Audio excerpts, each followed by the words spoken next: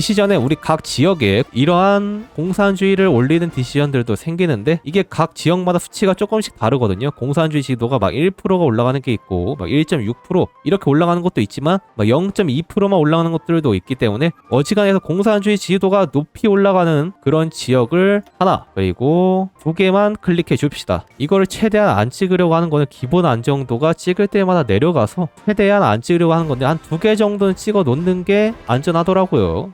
좋아. 참고로 우리 임박한 프롤레타리아 혁명 기간이 촉박하다. 그렇다면은 노동자 집회 조직 해당 디시전을 통해서 안정도를 까고 해당 기간을 늘릴 수도 있으니까 막 정 급하다 싶으면은 디시전 눌러가지고 혁명 기간을 늘리는 것도 방법이라면 방법이겠죠. 이제 민간 공작이 남으니까 자원 수입도 제대로 해주고 정보부 확립이 통과됐으면은 다음 중점으로 여기 왼쪽 거 계속 찍지 말고요. 적색 전선 전사동맹 부활 이 중점을 찍어가지고 공산주의 인기도 변화를 플러스 시켜주도록 하겠습니다. 현재 공산주의 지도는 35% 산업 계속 찍어주기로 하고 자원이 부족해 그러면 수입을 하면 되지. 완벽. 공산주의 지도야 올라라. 우리 스위스 할 때도 공산주의 지도 이것만 이제 눈알 빠지게 보고 있었는데 지금도 눈알 빠지게 보고 있네요. 빨리 올라라 빨리. 자 적색 전선 전사동맹 부활 중점이 통과가 되면은 바로 다음으로 여기 정치 지도원 찍어주기로 할게요. 왼쪽 걸 찍어도 되고 오른쪽 걸 찍어도 되고 뭐 순서는 상관없긴 한데 일단 오른쪽 거를 찍는 게 공산주의 인기도 변화가 올라가니까 더 좋겠죠. 자 이렇게 쓸모없는 편제를 6개나 주는데 이게 기본 편제가 5민병대입니다. 딱히 쓸모는 없고요. 그냥 기본 보병 편제로 바꿔주기로 할게요. 우리도 어느 정도는 보병이 필요하니까 보병 계속해서 뽑고요. 자 정치력이 모였으니까 우리 육군 편성 전문가 임명해서 육군 경험치를 모아주도록 합시다. 이 디시전 기간이 다 끝날 때까지 공산주의로 전환을 해야 된다. 현재 공산주의 지지도 41% 아주 좋아. 열차포 통과됐고요. 라디오 연구회 정치지도원이 통과가 되면은 이제 공산주의 지지도가 거의 50%가 다 되어 가는데 여기서 아래 중점을 찍는 게 나는 나쁘지 않다고 보긴 하는데 찍을까 말까 아니야. 일단은 가격 통제 폐지를 찍어가지고 소비자 공장 변동치를 줄여주는 걸 목표로 할게요. 프롤레타리아 혁명 디시전은 현재 70일 남았고 공산주의 지지도는 조금 있으면 더 오를 것 같은데 약간 겁이 나니까 디시전 한 번만 더 찍어줍시다. 0.8%가 최대인가 1% 여기 있다. 1% 올려주는 디시전 하나 찍고 하얀방사전차 연구가 완료가 됐고 자 가격 통제 폐지 찍고 조금만 기다려줄까요? 공산주의 지지도가 50%가 좀 있으면 넘을 것 같으니까 살짝만 기다려줍시다. 산업 찍어. 자 공산주의 지지도가 이제 50%가 넘었으니까 여기 있는 중점 인민의 승리를 찍어가지고 우리의 2차 내전을 피해주도록 합시다. 2차 내전이 일어나는 건 막아야 된다. 자 인민의 승리 중점이 통과되면은 드디어 에른스트 텔만이 우리 지도자로 올라오면서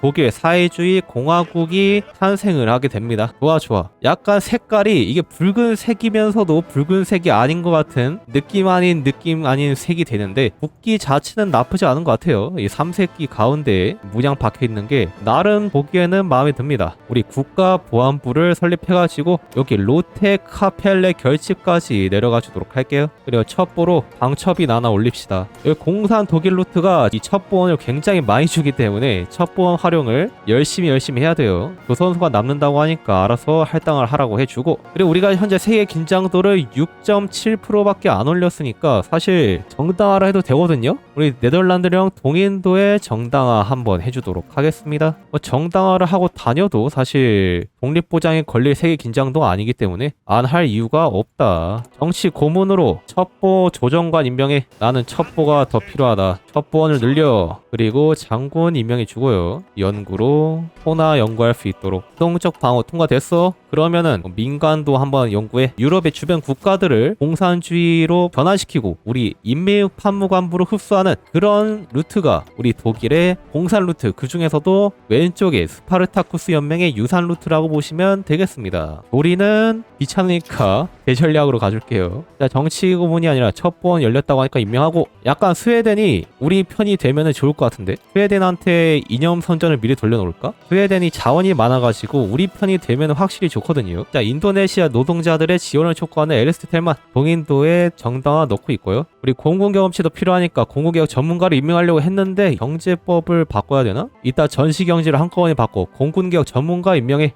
연구로 분산된 산업 찍어주고 국가보안부 설립 통과되고 다음 중점으로 일단 효율적 작전 찍어. 주요국 판정이면 공산주의 전파가 안 돼요. 아 그래? 그러면 영국은 전파가 안 되겠네. 자 덴마크의 무역 제한이 떴는데 필요 없다고 해주도록 하겠습니다. 여기 소비재 페널티가 있어가지고 받아서 막 엄청 나쁜 건 아닌데 저는 개인적으로 안 받아요. 우리 첩보원 임명해. 자네도 스웨덴에 빨리 이념 지지 갈 수 있도록. 그리고 심리전을 찍어서 이념 성장 임무 효율을 더 올려주도록 합시다. 효율적 작전 통과됐고 로테 카펠레 결집을 찍어주기로 할게요. 이거 찍기만 해도 첩보원 슬롯이 2개나 늘어나요. 첩보원 슬롯이 원래 굉장히 늘리기 그렇게 쉽지가 않은데 우리 독일은 첩보원을 무려 5명을 들고 시작이 가능합니다. 37년 6월인데요. 공산주의 루트 특징인가? 약간 공산 불가리아도 이거랑 결이 비슷하죠. 하지만 우리는 열강이고 불가리아보다 훨씬 더 효율적으로 공산주의 전파가 가능하다라는 게 차이점이 아닐까. 육상전 연구소 다 지어지고 있고 중점이 통과됐으니까 국가인민군 재편을 먼저 찍을까? 전쟁 지도가 너무 부족해. 연구소가 열렸으니까 연구원 넣어주기로 하고요. 독일은 기본적으로 육상전 연구자가 2명입니다. 그래서 정치력을 소모해가지고 임명을 안 해도 된다라는 게 장점이다. 자 군소중대 찍어주고 우리 화염 방사전차도 뽑아주기로 하겠습니다. 자 첩보원 슬롯이 열렸으니까 바로 임명해. 바로 이념지지 넣어. 와 좋아. 우리 스웨덴의 공산주의 지도가 올라가고 있고요. 자 스파르타쿠스 연맹의 유산 찍어주기로 하겠습니다. 공군의 정신에서 독립군정 정신이랑 중앙통제소 임명해주기로 하고요. 전쟁 지도 조금 있으면 50%가 넘을 것 같거든. 일단은 정시를 아껴주기로 할게요. 자 스파르타쿠스 연맹의 유산 통과됐고 이제부터 우리의 지도자 선택이 가능합니다. 그란틀러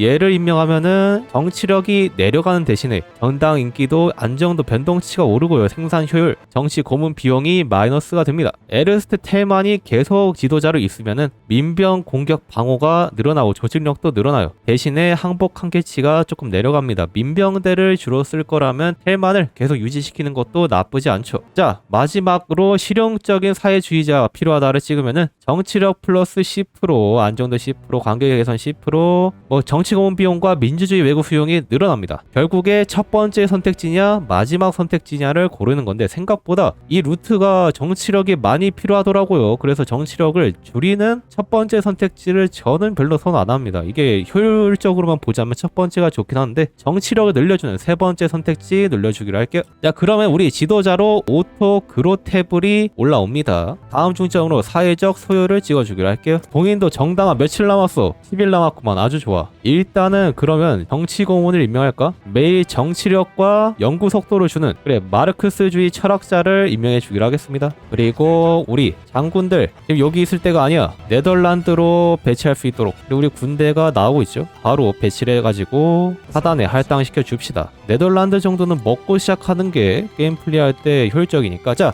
현재 세계 긴장도가 24%죠. 사실 저희가 이렇게 세계 긴장도가 10%가 넘지 않으면 독립보장이 안 들어와요. 그런데 지금 우리가 이렇게 세계 긴장도가 8%고 세계 긴장도가 25%가 넘지 않은 상황이기 때문에 연합국의 독립보장이 네덜란드에 들어오지 않는다. 바로 선전보고. 자 사회적 소유가 통과됐고 오스트리아 해방을 찍어가지고 오스트리아를 빨리 먹어줍시다. 아테네 투자 협상에서 복귀한 우리 정치인 투자 절대 하지마. 세 번째 선택지 눌러주기로 할게요. 전부 다 밀어. 자 네덜란드 항복. 네덜란드를 우리가 공산주의잖아? 이거를 합병하기는 살짝 약간 공산주의의 이념에 어울리지 않는 것 같아. 그냥 괴뢰국을 박아버립시다. 대신에 자원 채굴권을 받아와. 그리고 전쟁 배상금 내놓으라 해. 그리고 배를 갖고 와. 이대로 결정. 지도자 효과에 종주국 영향력 마이너스가 붙어있지 않나요? 그러네. 괜찮아 그럴 수 있어. 자 우리 전쟁 지도가 이제 53%가 됐으니까 전시경제로 경제법 바꿔. 그리고 이제 바로 오스트리아를 쳐야 되니까요. 우리 군대들 오스트리아 전선에다가 보내주기로 합시다. 공군도 할당을 해주도록 하고요. 자 스웨덴 공산당 지지도 현재 31%. 좋아.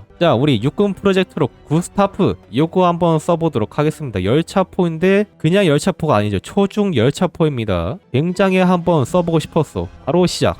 좋아. 자 오스트리아 해방 중점이 통과되면서 오스트리아의 전쟁 명분이 생겼고요. 다음 중점으로 혁명 불꽃의 점화 찍어주기로 할게요. 그리고 오스트리아에 바로 선전포고하고 자동공세에 혹시나 군대가 모자랄 수도 있으니까 조금 더 군대를 배치해주도록 할게요. 사회주의 낙원 물리 유고슬라비아의 비행기 판매 요청 폭격기 생산으로 골라주기로 할게요. 공장이 노라, 민간 공장이나 지어. 현재 민간 공장이 56개, 한 80개까지만 늘려보자. 마르크스의 뜻을 이어가지고 공산국가를 시켜봅시다. 왜 비는 안 따고 있어 친구들. 비는 안 따니까 항복을 안 하지. 오스트리아 항복, 공산국가의 뜻을 받들어서 배례국을 박아버립시다. 대신에 전쟁 배상금 내나 자원도 내나. 철이 생각보다 많이 나오네. 이대로 결정.